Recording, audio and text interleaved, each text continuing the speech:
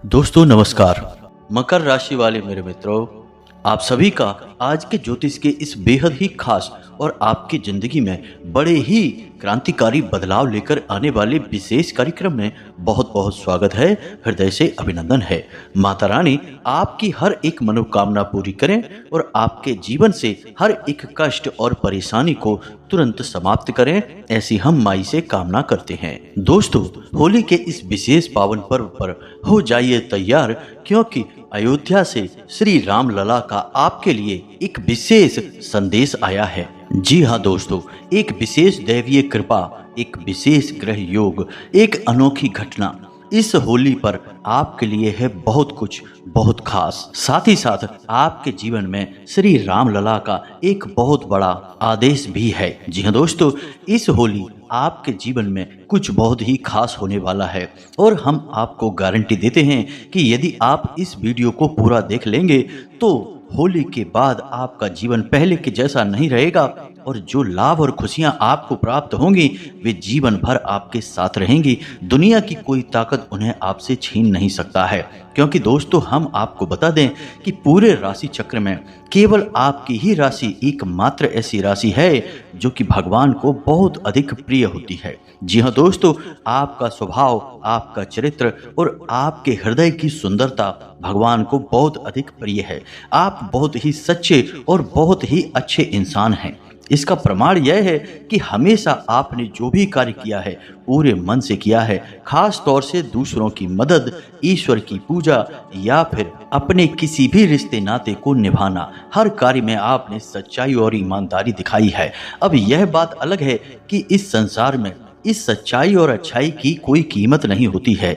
इन्हें आपकी कमजोरियां समझ लिया जाता है और लोग इनका फायदा उठा लेते हैं, लेकिन इन सब बातों से आपके ऊपर कोई खास फर्क नहीं पड़ता है, क्योंकि आप एक ऐसे इंसान हैं जो लोगों से बहुत ज़्यादा उम्मीदें भी नहीं करते हैं।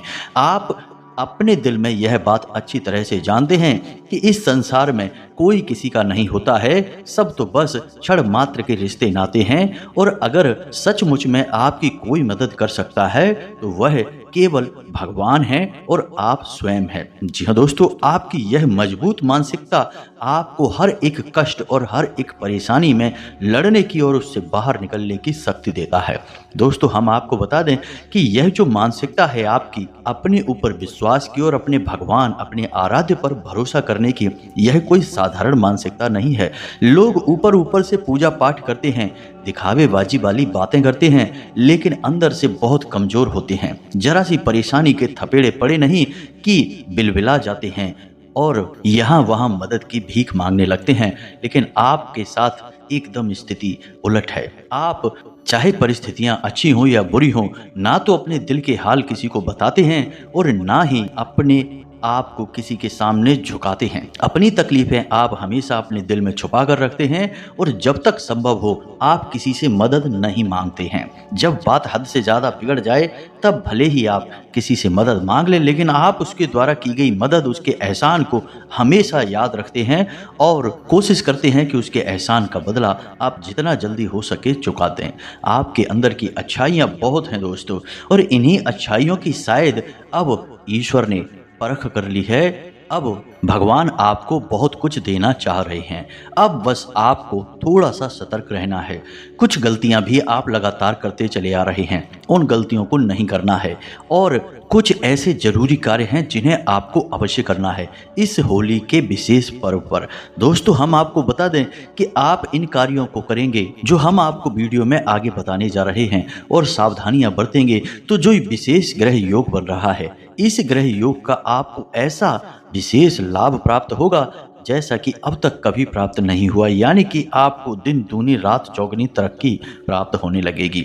आप जो भी कार्य कर रहे हैं बस उसे उसी तरह से करते रहिए, लेकिन उसके परिणाम आपको कई गुना प्राप्त होंगे। जी हाँ दोस्तों, यही होता है जब दैवीय शक्तियाँ किसी का हाथ पकड़ लेती हैं तो फिर जातक एक छोटे से प्रयास में भी कामयाब हो जाता है और बड़े से बड़े लाभ प्राप्त कर लेता है। जी हाँ दोस्तों, वीडियो बेहद ही खास है और ज्ञान से भरपूर है और आपके जीवन के लिए बेहद ही महत्वपूर्ण है, सजीवन बूटी के समान है। तो इस वीडियो को आपको पूरा का पूरा देखना है, बिल्कुल भी इसे बीच में छोड़कर नहीं जाना है। दोस्तों हम आपको बता दें कि इस वीडियो की जानकारी आपके जीवन के लिए किसी अमृत से कम नहीं है। जी हाँ दोस्तों, तो बस वीडियो को पूरा देखिए और हर बात को समझकर अपने जीवन में उतारने का भी प्रयास करिए। जी हाँ दोस्तों, तो चलिए आज के इस विशेष ज्ञानवर्धक महत्वपूर्ण वीडियो की शुरुआत करते हैं।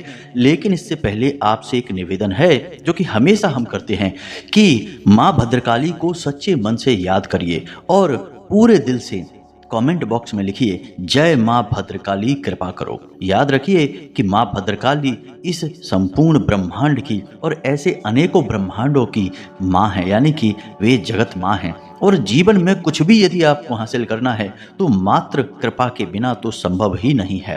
तो सबसे पहले माँ को याद करेंगे, फिर आगे बढ़ेंगे। इसी के साथ साथ दोस्तों कमेंट बॉक्स में अपना नाम, अपना स्थान और अपने जीवन की विशिष्ट परेशानी जिससे आप पीछा छुड़ाना चाहते हैं उस परेशानी को भी लिखकर अवश्य भेज दें, क्योंकि हम शनिवार को सर्व मनोकामना पूर्ति हवन करवाते हैं। तो शनिवार के इस विशेष अनुष्ठान में हम आपके नाम से आहुतियां करवा देंगे और माई के दिव्य दरबार में आपके नाम से अर्जी भी लगा देंगे। इससे माई की विशिष्ट कृपा आपको प्राप्त होगी और जब माँ की कृपा दृष्टि आपके ऊपर हो गई तो फिर आपका कोई बाल भी बांका नहीं कर सकता है। आपको केवल और केवल जीवन में खुशियां ही खुशियां प्राप्त होगी। जी हाँ दोस्तों, तो पूरी आस्था और विश्वास के साथ आप इस कार्य को करिए और माई पर पूरा भरोसा बनाकर रखिए, सब कुछ आपके हित में ही होगा। उम्मीद है कि आप हमारी बात समझ रहे होंगे। याद रखें दोस्तों कि यह कार्य जन सेवा का कार्य है, माई के आदेश और उनकी ही अनुशंसा के आधार पर किया जा रहा है। इसी के साथ साथ दोस्तों आपसे इस दास का एक छोटा सा निवेदन और है कि यदि आप इस चैनल पर पहली बार आए हैं तो जल्दी से इस चैनल को सब्सक्राइब करके बगल में जो घंटी का निशान है उसे भी दबा दें। ऐसा करके आप हमारे और माई के इस दिव्य परिवार के सदस्य बन जाएंगे। इसके बाद हम जो भी छोटे बड़े अनुष्ठान, पूजा पाठ करेंगे जन कल्याण के लिए, उनका कुछ न कुछ हिस्सा आपको भी निश्चित प्राप्त होगा, यानी कि आजीवन माई की कृपा आपको प्राप्त होती रहेगी। याद रखिए दोस्तों कि वैसे तो माई पूरे संसार की माई हैं, लेकिन परिवार हमेशा पहले देखा जाता है, फिर संसार देखा जाता है। यह तो एक अलिखित नियम है। तो बस इसे आप समझिए और जल्दी से चैनल सब्सक्राइब करिए, फिर आगे बढ़ते हैं। दोस्तों अब समझिए कि जब भी कोई विशेष त्योहार आता है तो वह एक बहुत बड़ा मौका होता है जीवन में किसी महापरिवर्तन को लाने का। जी हाँ दोस्तों, आपके मन में जो भी मनोकामना है, जो भी आपकी इच्छा है, जो भी आपके संकट हैं, सब के सब इस त्योहार पर पूर्ण किए जा सकते हैं। क्योंकि ये जो त्योहार हैं जिन्हें हम होली, दिवाली, दशहरा कहते हैं, ये त्योहार कोई साधारण त्योहार नहीं है। इन दिनों में ऐसी ऊर्जा की विशेष तरंगें उठती हैं, ये यूं कहें कि सकारात्मक ऊर्जा इतनी अधिक मात्रा में उत्सर्जित होती है कि जरा से पूजा पाठ से ही, जरा से भाव से ही जातक को जीवन भर का आनंद प्राप्त हो जाता है। जी हाँ दोस्तों, हमारे बड़े बुजुर्गों ने या यूं कहें कि प्राचीन काल के ऋषि मुनियों ने ये जो त्योहारों की परिकल्पना की है, यह इस विचार के साथ की है कि वर्ष में कुछ समय ऐसा अवश्य ही होता है जिसमें कि माँ प्रकृति हम इंसानों के और जीव जंतुओं के जीवन को आनंद से भरने के लिए ऊर्जा के विशेष प्रवाह को और क्षेत्र को बढ़ा देती है, जिससे कि मानव थोड़ी बहुत पूजा पाठ अनुष्ठान से बड़े बड़े लाभ प्राप्त कर सके। तो इन दिनों का बहुत अधिक महत्व होता है। अब इस बात का प्रमाण देने के लिए हम आपको बताते हैं कि हमारे पुराणों में, जैसे कि शिव पुराण में और विष्णु पुराण में स्पष्ट तौर पर लिखा है कि इस संसार में जितने भी मंत्र हैं, फिर चाहे वह साधारण सा ओम नमः शिवाय पंचाक्षरी मंत्र हो या फिर कोई बड़े से बड़ा मंत्र जैसे कि महामृत्युंजय मंत्र हो, हर एक मंत्र पूर्ण रूप से कीलित किया जाता है, यानी कि उस मंत्र के ऊपर एक ताला लगा दिया जाता है। और यह ताला किसी और ने नहीं, स्वयं भगवान भोलेनाथ ने लगाया है, ताकि कोई भी व्यक्ति इन मंत्रों का दुरुपयोग करके किसी के लिए हानि ना पहुंचा सके, कोई गलत कार्य ना कर सके। क्योंकि दोस्तों, मंत्रों में बहुत अधिक शक्ति होती है। यदि मंत्र शक्ति जागृत हो उठे तो इंसान बड़े से बड़ा कार्य भी कर सकता है, चाहे फिर वह किसी के हित में हो या अहित में हो। तो इसी शक्ति को देखते हुए भगवान भोलेनाथ ने सारे मंत्रों को कील दिया है। पूरे वर्ष भर ये मंत्र कीलित रहते हैं, लेकिन केवल 3 रातों को, यानी यह कह सकते हैं कि 3 दिन ये मंत्र अपने आप अकीलित हो जाते हैं, यानी इनके ऊपर लगा हुआ ताला खुल जाता है। और वे 3 दिन कौन से हैं? पहला होली का दिन, दूसरा दीपावली का दिन और तीसरा महाशिवरात्रि। अब यहाँ जब हम दिन कह रहे हैं तो असल में रात की बात हो रही है, यानी कि महाशिवरात्रि की रात में, होली की रात में और दीपावली की रात में। इन 3 रातों में ये मंत्र पूरी तरह से अकीलित हो जाते हैं। इसीलिए आपने देखा होगा कि बड़े बड़े पूजा पाठ अनुष्ठान, यहाँ तक कि तांत्रिक अघोरी सभी हमेशा इंतजार करते हैं इन दिनों का, यानी होली, दिवाली और महाशिवरात्रि की रात्रि का इंतजार करते हैं। और इन रात्रियों में विशेष अनुष्ठान किए जाते हैं जो पूरी पूरी रात चलते हैं। अब यहाँ पर हर तरीके के अनुष्ठान किए जाते हैं, चाहे वे सकारात्मक हो या नकारात्मक हो, क्योंकि मंत्र तो पूर्ण रूप से अकीलित है, उस मंत्र की शक्ति पूर्ण रूप से जागृत है। अब यदि आपने पूरी रात जागकर किसी मंत्र का उच्चारण कर लिया तो जितने भी आप उच्चारण करेंगे वे सारे मंत्रों की ऊर्जा आपके अंदर समाहित हो जाएगी और वह मंत्र आपके लिए सिद्ध हो जाएगा। यानी यह बहुत ही सरल तरीका है। वैसे आप वर्ष भर किसी मंत्र का उच्चारण करते रहिए, मंत्र कीलित है इसलिए उसका लाभ आपको बहुत ही अंश मात्र प्राप्त होगा। ऐसा नहीं है कि कोई लाभ ही प्राप्त नहीं होगा, अन्यथा तो लोग पूजा पाठ करना ही छोड़ देंगे। लेकिन आप ऐसा मान सकते हैं कि किसी भी मंत्र का आपको 20 से 25% ही लाभ प्राप्त होगा पूरे वर्ष भर। लेकिन इन 3 रात्रियों में, जिन्हें हम काल रात्रि, शिवरात्रि और महारात्रि कहते हैं, इन रात्रियों में मंत्र जाप करने का 100% लाभ प्राप्त होता है। जी हाँ दोस्तों, तो अब यही है सबसे बड़ा रहस्य जो आपको जानना बहुत अधिक आवश्यक है। तो दोस्तों, यहाँ पर आपने ये समझ लिया कि होली की रात्रि को आप कोई भी पूजा पाठ करें, कोई भी मंत्र जाप करें, वह अपने आप सिद्ध हो जाएगा और आपको उसके अद्भुत लाभ जीवन भर प्राप्त होते रहेंगे।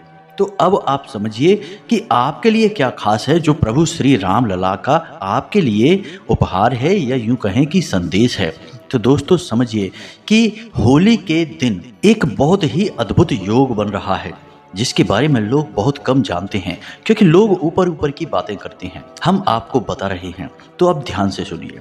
होली के दिन ही बन रहा है महालक्ष्मी योग। जी हाँ दोस्तों, यह कोई साधारण योग नहीं है, माता लक्ष्मी की जयंती का समय है। इसे माता लक्ष्मी की जयंती और महालक्ष्मी योग का दिन कहा जाता है। जी हाँ दोस्तों, यह कोई साधारण समय नहीं है। इस समय पर आप माता लक्ष्मी की विशेष कृपा प्राप्त कर सकती हैं। तो अब यह कैसे होगा, इसके बारे में सारी बातें आपको हम विस्तार से बता रहे हैं। सारी चीजें आप ध्यान से समझना, क्योंकि होली के बाद आपका जीवन बदल जाएगा और आपके जीवन की मूल समस्या, जो कि पैसे की समस्या है, हमेशा हमेशा के लिए समाप्त हो जाएगी। जी हाँ दोस्तों, रात दिन आपके घर लक्ष्मी आएगी, अलग अलग रास्तों से आएगी। आपने जहाँ से सोचा नहीं था वहाँ से भी पैसा आपके घर आएगा। जी हाँ दोस्तों, बहुत बड़ा और बहुत ही अनोखा मुहूर्त है ये। इसके बारे में पूर्ण ज्ञान आप हासिल करिए। तो अब समझिए कि आप कोई भी पूजा पाठ अनुष्ठान जो हम आपको बताएंगे वो करें, लेकिन उससे पहले आपको कुछ तैयारियां करनी होंगी और कुछ ऐसे कार्य हैं जो भूल कर भी नहीं करने होंगे। जी हाँ दोस्तों, तो ध्यान से समझिए, क्योंकि आप ऐसे ही सीधे तौर पर यदि कोई पूजा पाठ कर लेंगे लेकिन आपने अनजाने में कोई गलतियां कर रखी हैं, तो आप समझिए कि आपकी पूजा पाठ का आपको पूरा फल प्राप्त नहीं होगा, अनुष्ठान का पूर्ण लाभ प्राप्त नहीं होगा। इसे आप इस तरह समझ सकते हैं कि यदि आप कोई दवा ले रहे हैं, जो डॉक्टर ने आपको दी है, दवा बहुत अच्छी है, लेकिन साथ ही साथ उसके कुछ परहेज भी हैं। तो यदि आप दवा लेते समय परहेज नहीं करेंगे तो फिर उस दवा का प्रभाव पूर्ण नहीं होगा, आपको लाभ पूर्ण नहीं मिलेगा, अधूरा लाभ प्राप्त होगा। जी हाँ दोस्तों, तो इस बात को आप ऐसे समझिए, क्योंकि कोई भी कार्य करने की विशेष परिस्थितियां होती हैं। यूं ही हम अपना मन बना के और कोई कार्य कर डालें, परिस्थितियों को न समझें, तो उस कार्य का लाभ हमें प्राप्त नहीं होगा। तो आप ध्यान से समझिए, कुछ ऐसे कार्य हैं जो आपको होली के दिन या उससे कुछ दिन पहले तक भूल कर भी नहीं करने हैं। वो कौन से कार्य हैं? पहला, कि किसी भी जानवर, किसी भी जीव जंतु को आपको सताना नहीं है, उसकी हत्या नहीं करनी है, उसे मारना पीटना नहीं है। जी हाँ दोस्तों, क्योंकि यह होली सोमवार के दिन पड़ रही है, यानी भगवान भोलेनाथ का दिन है। अब सोमवार का दिन भगवान भोलेनाथ का दिन है और भगवान भोलेनाथ का एक नाम पशुपतिनाथ भी है, यानी कि वे पशुओं के भी अधिपति हैं। तो आप किसी भी जानवर, किसी भी जीव जंतु को पीड़ा पहुंचाएंगे तो आप इस दिन को खंडित कर देंगे। जी हाँ दोस्तों, देवी की कृपा आपसे रुष्ट हो जाएगी। तो आपको यह कार्य नहीं करना है। उल्टा आप यह कर सकते हैं कि आप किसी पशु, किसी जानवर को भोजन करा सकते हैं, कुछ खिला पिला सकते हैं। इससे दैवीय कृपा आपकी ओर आकर्षित होगी। ये छोटे छोटे कार्य हैं, लेकिन इनका प्रभाव बहुत बड़ा है। इन्हें आप परहेज समझिए। विशेष अनुष्ठान तो हम आपको आगे बताने जा रहे हैं। तो आपको किसी जानवर, किसी पशु को लगातार 2-3 दिनों तक कुछ न कुछ खिलाते रहना है, जब तक कि होली ना आ जाए। उसके बाद भी आप खिलाएं, यह आपकी इच्छा है। इसके बाद दूसरा कार्य, कि अपने दरवाजे से किसी भी भिखारी को, चाहे वह पुरुष हो, स्त्री हो, बच्चा हो, कोई भी हो, खाली हाथ ना जाने दें। उल्टा आप उसे प्रसन्न करके भेजें। जी हाँ दोस्तों, लोग अक्सर यही करते हैं कि उनके दरवाजे पर कोई भीख मांगने के लिए आया तो लोग उसे भगा देते हैं, या फिर उल्टी सीधी उससे बातें करते हैं, भिखारी यहाँ से भाग जा, ये वो ऐसी वैसी बातें बोलते हैं। लेकिन दोस्तों, आप समझिए कि इस संसार में भिखारी कौन नहीं है, सब भिखारी ही हैं। कोई किसी के दरवाजे पर भीख मांगता है, तो कोई मंदिर में जाकर भीख मांगता है, तो कोई किसी उच्च अधिकारी या नेता के घर जाकर भीख मांगता है। मांग तो यहाँ सभी रहे हैं। तो फिर बड़ा भिखारी छोटे भिखारी को यदि भिखारी कहेगा, असल में स्वयं का ही अपमान करना हो गया। जी हाँ दोस्तों, तो इस भाव को समझिए और कभी किसी भिखारी का अपमान मत करिए। उसे प्रसन्न करके अपने दरवाजे से भेजिए। असल में जब भी आपके पास कोई भीख मांगने आता है, तो आप समझिए कि वह आपका एक प्रकार का टेस्ट है, जो दैवीय शक्तियां लेना चाहती हैं, आपका परीक्षण करना चाहती हैं, आपके स्वभाव और आपके नैतिक गुणों की जांच करना चाहती हैं। और कई बार तो दोस्तों ऐसा भी देखा गया है कि स्वयं दैवीय शक्तियां ही भिखारी का रूप धारण करके और किसी के यहाँ चली जाती हैं। अब जो सच्चे साधक होते हैं वे तो अपने आराध्य को पहचान जाते हैं, लेकिन जो मूर्ख होते हैं, अभिमानी होते हैं, वे अपने अभिमान के अंधकार में सच्चाई को कभी देख नहीं पाते हैं। तो फिलहाल आपको ये कार्य नहीं करना है। तीसरा, कि आपको किसी भी महिला का भूल कर भी अपमान नहीं करना है, चाहे वह आपके घर की हो, बाहर की हो, कहीं से कोई भी संबंधित हो, लेकिन आपको भूल कर भी किसी महिला का अपमान नहीं करना है, क्योंकि महिलाओं को मातृ शक्ति के रूप में माना जाता है। तो ये तो 3 काम है जो आपको भूल कर भी नहीं करने हैं।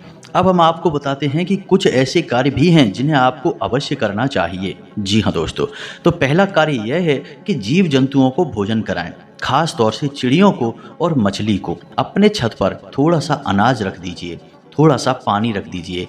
यदि चिड़िया आएगी और आपके यहाँ से अन्न और पानी ग्रहण करेगी, तो आपके पितृ देवता प्रसन्न होंगे। जी हाँ दोस्तों, और आपके कुल देवी या देवता भी आपसे प्रसन्न होकर अपनी कृपा आपके ऊपर बनाएंगे। यह बहुत ही साधारण प्रयोग है।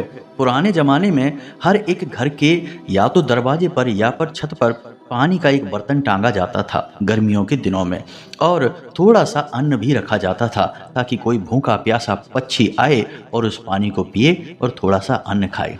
ऐसा क्यों करते थे? ऐसा इसीलिए किया जाता था क्योंकि उन्हें दैवीय शक्तियों की कृपा चाहिए थी और उन्हें मिलती भी थी। पुराने ज़माने में चाहे भले ही धन की कमी होती हो, संसाधनों की कमी होती हो, लेकिन आपसे प्रेम बहुत होता था और मानसिक सुकून भी बहुत अधिक होता था। इतने अत्याचार और अनाचार और व्यभिचार नहीं होते थे जैसे कि आज के समय में हो रहे हैं। आज आप देख रहे हैं कि लोगों के पास बेशक धन दौलत अकूत है, दुनिया भर का पैसा है, फिर भी नींद नहीं आ रही है, रात को दवा खाकर सोना पड़ रहा है। ऐसी स्थितियां जीवन के लिए बेहद निराशाजनक हैं। तो आपको यह कार्य करना है। दूसरा, कि आपको जीवन में जो भी कुछ चाहिए भगवान से, उसी चीज का आपको दान करना है। जी हाँ दोस्तों, जैसे कि आपको धन चाहिए तो आपको धन का दान करना है। अब धन के दान का मतलब ये नहीं है कि 5 रुपए या 10 रुपए आपने किसी को दान में दे दिए, वो कोई दान नहीं है। आप खुद ही समझिए कि कम से कम आप किसी भिखारी को कुछ दे रहे हैं तो इतना तो पैसा दें कि वह एक वक्त का खाना खा सके। आपने 5 रुपए दे दिए तो 5 रुपए से उसका क्या होगा? तो आप उसे 100 रुपए दीजिए, 50 रुपए दीजिए, जिससे वो एक समय का भोजन पाएगा और आपको दुनिया भर का आशीर्वाद और दुआ देगा। दोस्तों याद रखना कि हर एक इंसान और जीव जंतु में कहीं ना कहीं परमात्मा ही बोल रहा है और परमात्मा ही सोच रहा है, देख रहा है। जब आप उसे प्रसन्न करेंगे तो आप अपने आप प्रसन्न हो जाएंगे।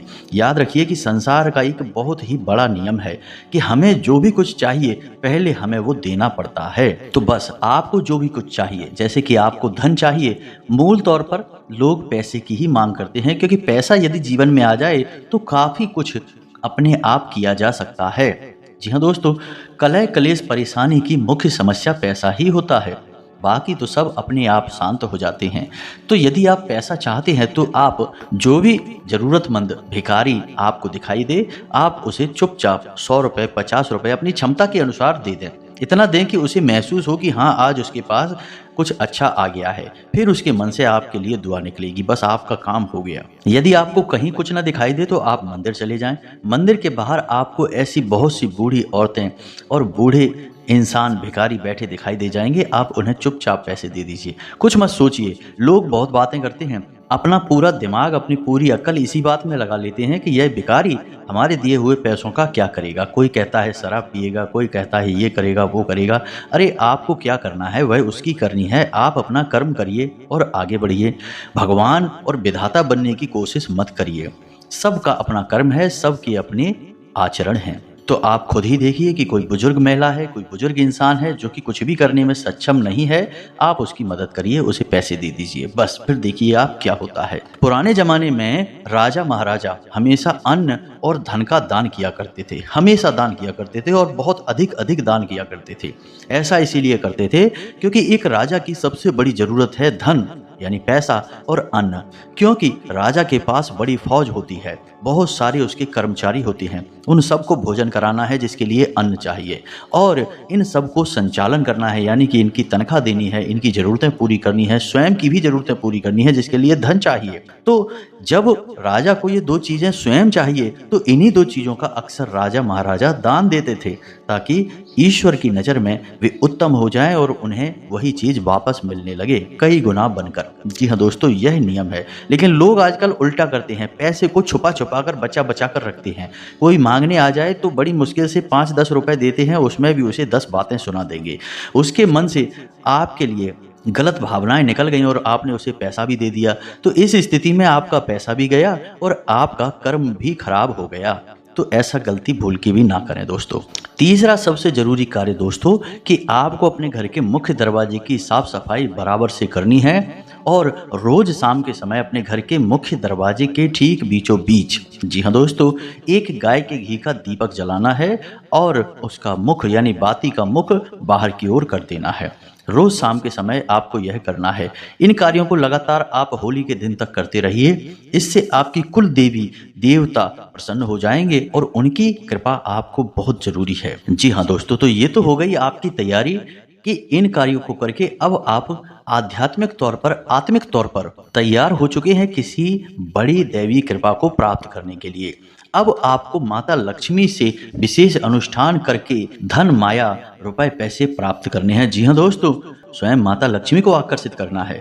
तो अब इसके लिए क्या करना है? होली की रात्रि, जी हाँ दोस्तों, याद रखना कि यह रात्रि कोई साधारण रात्रि नहीं है, इसका आपको पूरा लाभ ले लेना है। तो होली की इस रात्रि को आपको यानी 9 बजे के बाद आपको क्या करना है? नहा धोकर अपने पूजा घर में बैठना है, एक चौकी लगानी है, माता लक्ष्मी की फोटो उस आसन पर आपको स्थापित करनी है। आसन पर लाल कपड़ा बिछा दें। जी हाँ दोस्तों, लाल पुष्प माई को समर्पित करें, साथ ही साथ लाल रंग का कोई प्रसाद, और लाल रंग के आसन पर ही आप बैठें। अब यह तो आपकी तैयारी हो गई। अब आपको मन में विचार करना है दोस्तों। मेहनत तो आपको लगेगी, रात को आपको परिश्रम करना ही होगा। यह अनुष्ठान बड़ा है, तो आप मन में विचार करिए कि आप 11 माला या 21 माला जाप करेंगे। पूरी रात गुजर सकती है दोस्तों। मंत्र थोड़ा सा लंबा है, लेकिन माँ लक्ष्मी का महामंत्र है। जी हाँ दोस्तों, इसे बीज मंत्र कहा जाता है और बीज मंत्र में किसी भी देवी या देवता की पूर्ण शक्ति समाहित होती है। जैसे पूरे वृक्ष की शक्ति और आकृति एक छोटे से बीज में समाहित होती है। तो इस मंत्र का आपको कम से कम 11 से 21 माला जाप करनी है। तो पहले आप मंत्र को देख लीजिए। मोबाइल की स्क्रीन पर आपको यह मंत्र दिखाई देगा, साथ ही साथ हम आपको बोलकर भी बता रहे हैं। मंत्र थोड़ा सा लंबा है तो इसे आप लिख लेना और इसे बार बार बोलकर अभ्यास करें। इससे मंत्र आपकी जबान पर चढ़ जाएगा। जी हाँ दोस्तों, तो मंत्र कुछ इस प्रकार है। ओम श्रीम ह्रीम श्रीम कमले कमलालये प्रसीद प्रसीद श्रीम ह्रीम श्रीम ओम महालक्ष्मी नमः। जी हाँ दोस्तों, मंत्र एक बार फिर से सुनिए ध्यान से। ओम श्रीम ह्रीम श्रीम कमले कमलालये प्रसीद प्रसीद श्रीम ह्रीम श्रीम ओम महालक्ष्मी नमः। जी हाँ दोस्तों, इस मंत्र का आपको जाप करना है 11 माला या 21 माला। 11 माला से कम नहीं कर सकते, यह प्रतिबंध है, क्योंकि कम से कम 11 माला के जाप से आपका मंत्र जागृत होगा, सिद्ध होगा, उससे पहले नहीं।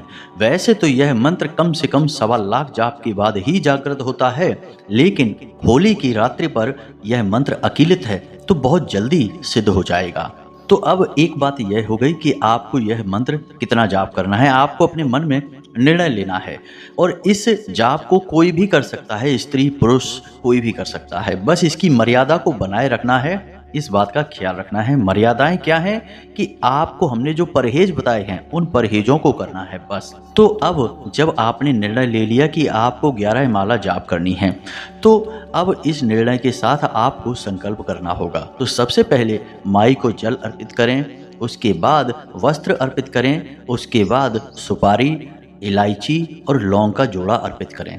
पान के ऊपर रखकर ये सारी चीज़ें अर्पित करें, प्रसाद अर्पित करें, दीपक जलाएं। सारी प्रक्रिया पूरी करने के बाद आप अपना जाप जब प्रारंभ करें, उससे पहले हाथ में एक लाल पुष्प और थोड़ा सा जल लेकर माई से संकल्प करें, यानी कि अपना नाम, अपना गोत्र, अपना स्थान, अपनी मनोकामना और अपने मंत्र जाप की संख्या, यानी कि 11 माला। इतना करने के बाद आप माई के सामने वह पुष्प और जल जमीन पर छोड़ देंगे। यह आपका संकल्प हो गया।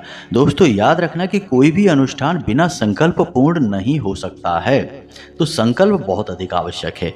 अब कोशिश आप यह करें कि आप एक ही बैठक में पूरे 11 माला समाप्त करें। इसके लिए आप रात्रि में भोजन ना करें, केवल फलाहार करें, पानी पिएं और पानी भी कम पिएं, और जब मंत्र जाप पर बैठें तो उससे कम से कम 1.5 से 2 घंटे पहले कुछ भी ना खाएं ना कुछ भी पिएं, तो आपका यह निर्विघ्न जाप हो जाएगा। बस अब आपने यदि मेहनत करके किसी प्रकार से इस जाप को, इस अनुष्ठान को पूर्ण कर लिया, तो आप समझिए कि आपने बहुत बड़ी जंग जीत ली है। अब आपके जीवन में पैसे को लेकर कोई समस्या रहेगी नहीं।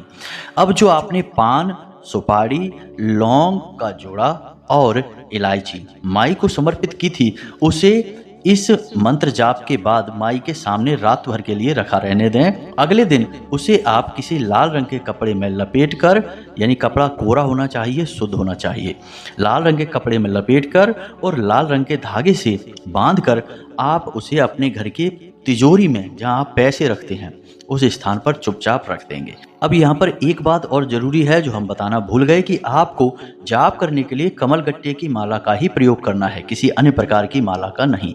बस आपको यह जाप करना है, इस प्रक्रिया को पूरा करना है और बची हुई सामग्री को अपने घर की तिजोरी में रख देना है बस। इसके बाद आपका अनुष्ठान पूर्ण हुआ। अब आप बिल्कुल ही टेंशन फ्री हो जाओ। आपके पास लक्ष्मी तरह तरह से आएगी, यानी कि हर जगह से अपना आने का रास्ता ढूंढेगी, और एक बार पैसा आपके पास आ गया तो अनावश्यक कार्यों में कभी खर्च नहीं होगा, यानी कि पैसा जीवन भर आपके घर में चिपक कर रहेगा। उम्मीद है कि जो जानकारी हमने आपको दी है वह आपको अच्छी तरह से समझ में आ गई है। यदि कोई प्रश्न बनता है आपके मन में तो आप टेंशन न लें, कमेंट करके पूछें, हम आपके प्रश्नों के जवाब देने की पूरी कोशिश करेंगे। इसी के साथ साथ आज की इस वीडियो को विराम देते हैं। कमेंट में पूरे भक्ति भाव के साथ जय माँ भद्रकाली कृपा करो, जय माता लक्ष्मी कृपा करो अवश्य लिख देना। माता लक्ष्मी और माँ भद्रकाली की पूर्ण कृपा आपको प्राप्त होगी। मिलते हैं अगले ज्ञानवर्धक वीडियो में, तब तक के लिए धन्यवाद। जय माता की।